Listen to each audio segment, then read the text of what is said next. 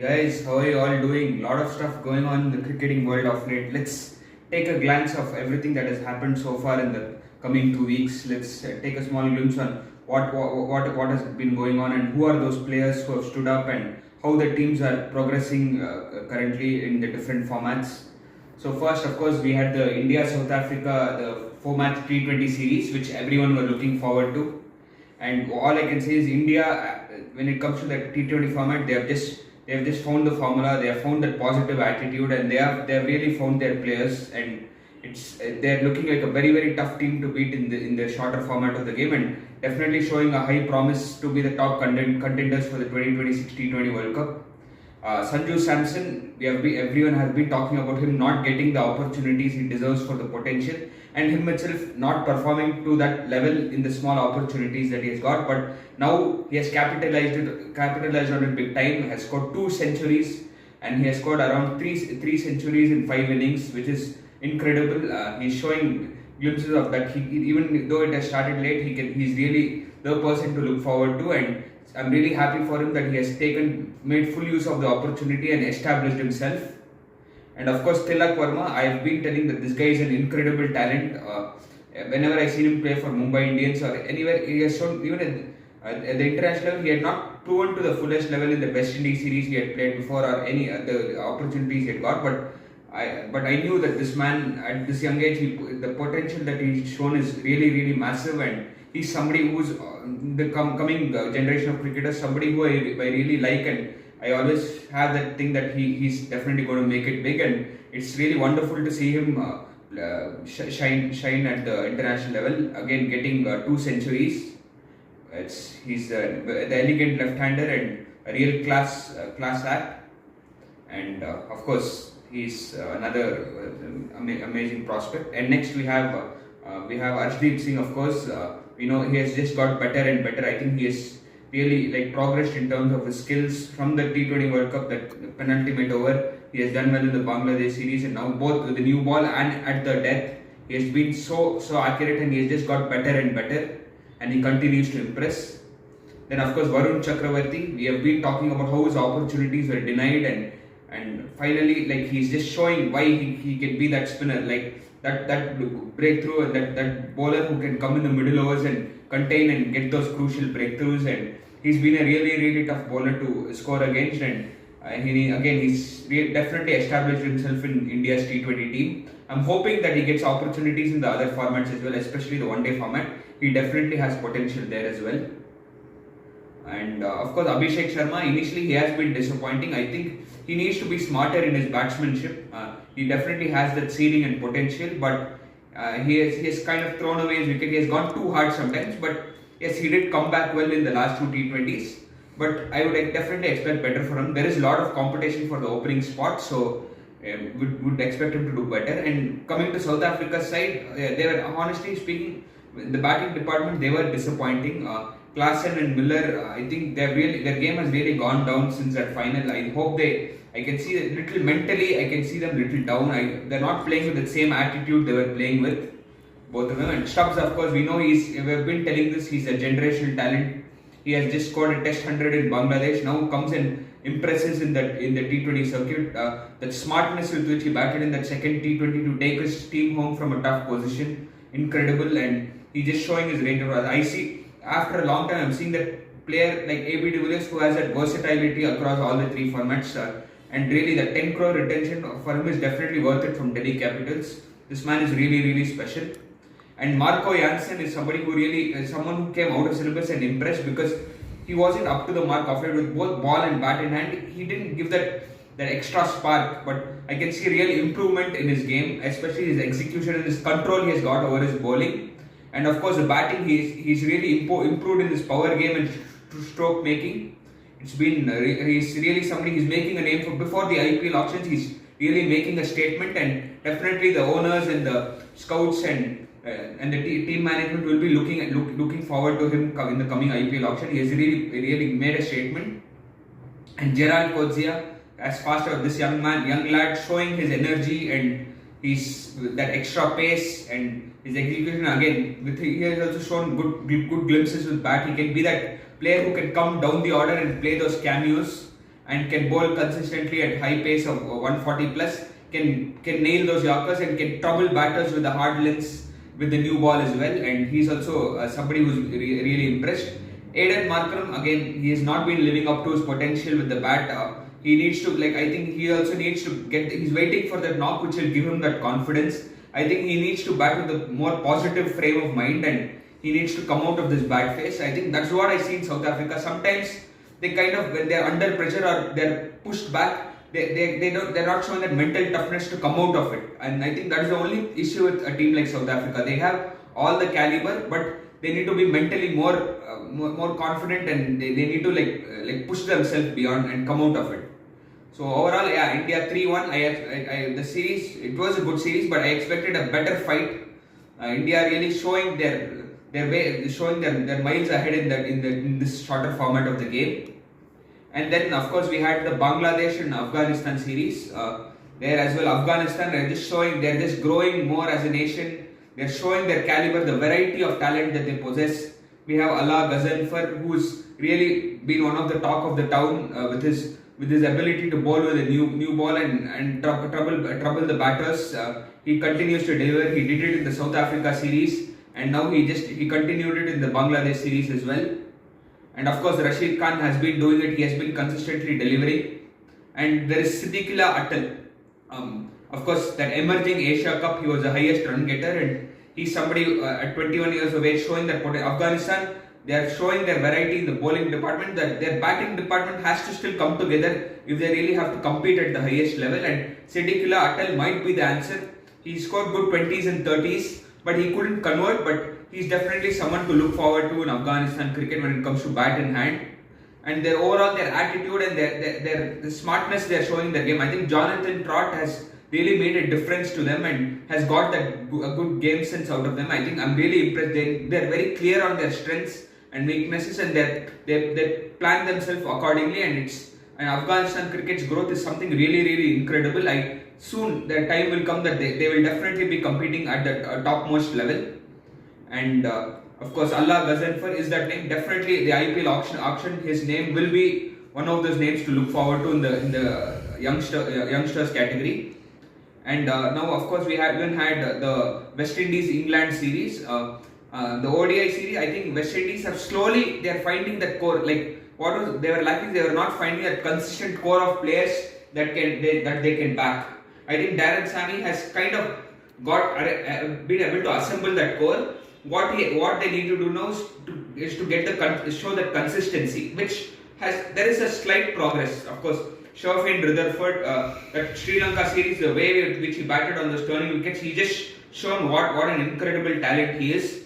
And Kessie Carty, not lot we talked about him. Of course, one issue I had with him was his inability to rotate strike on a consistent basis. He's somebody who has shown that ability to occupy the crease, but he has not been able to rotate that strike well and make that scoreboard move. And that England series, he really stepped up in that game, and he really worked on it, and he was showing that he can score quickly. And he is the first player from Saint Martin to score a century. I'm really happy for him. Like, he's definitely a talent. Even that 80 runs he got in that Australia tour was really impressive. And then this England tour, even in the Sri Lanka series, he did bat well. I think Kessie Carty is definitely one of those promising names in West Indies cricket, and he was really impressive.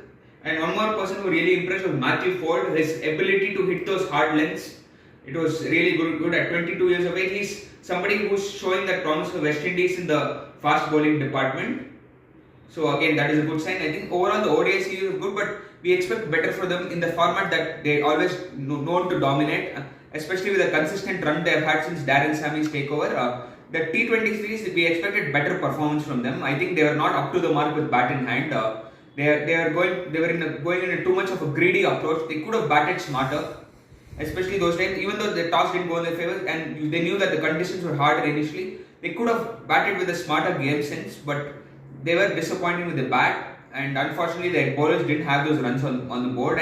But I think one thing which impressed me in the T20 series was Rovman Powell. I think he was going through a very bad patch, but he as a captain, he has taken it on himself to play that long hand and play with more responsibility. And also, his game against spin has improved a lot. I think he's speaking at the right time. I think, and as a leader, he's taking it that ownership upon himself to like do it for his country, and that was really impressive. So yeah, West Indies, they had a good ODI series, but a disappointing T20 series. And we're talking about England.